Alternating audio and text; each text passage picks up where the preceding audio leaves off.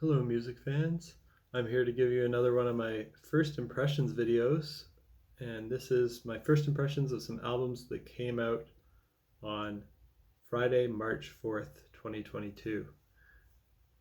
And I'll start with my favorite. I'm going to talk about 4 albums today, and I'll go from my favorite that came out today to my 4th favorite. They're all good. My top 2 I really like. I will probably listen to them many times over. Number 3 and 4, I'll probably listen to them again, but probably not as much replay value as my top 2. So my number 1 is from Sylvaine, is the name of the artist, and the album's called Nova. And this is hard to describe genre-wise, but I'll use a lot of different adjectives, and then maybe you'll get a feel for what it sounds like. It's atmospheric post-black metal with some post-rock and shoegaze influences. Basically, it's beautiful atmospheric music with a female vocalist. She does a lot of clean singing, but then also lets out some black metal shrieks. And it's kind of like the Rollo Tomasi release from this year. Not genre-wise, but in terms of how it goes through the ups and downs. And it starts with a really soft song that lulls you into a false sense of security. It makes you feel like you might be listening to a synth pop album, and then the second track unleashes the beast. So really good, fun album there. And my second favorite from today was the Flower Kings with their album By Royal Decree. And this is progressive rock. It's their 15th album, so they've put out a lot. It's got a nice 70s prog vibe, but also has some modern touches.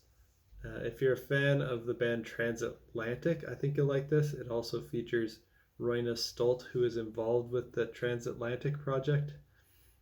And I still haven't listened to the full Flower Kings discography yet. I've just heard a few of their releases, but I definitely want to listen to the full discography even more now after hearing this one today.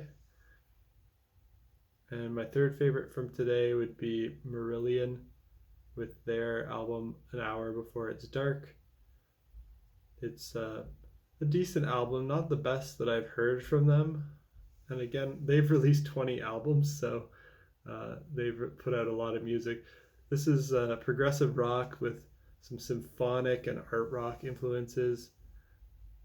And yeah, I still haven't done a deep dive on their whole discography, but I hope to do that at some point as well. This gives me a bit of an 80s vibe to it. And then the last one I'll talk about today is from the band Sabaton, and this album is called The War to End All Wars, and it's power metal. This is their 10th album.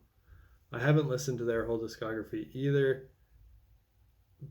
but yeah, power metal's not usually my thing, but this is it's a slightly cheesy sounding power metal album, and all their lyrics are about war. It is very well executed though. It's very catchy, powerful vocals, chanting, sing-along choruses, great guitar solos. For fans of bands like Dragon Force and Hammerfall, if you like that kind of stuff, I'm sure you'll like this as well.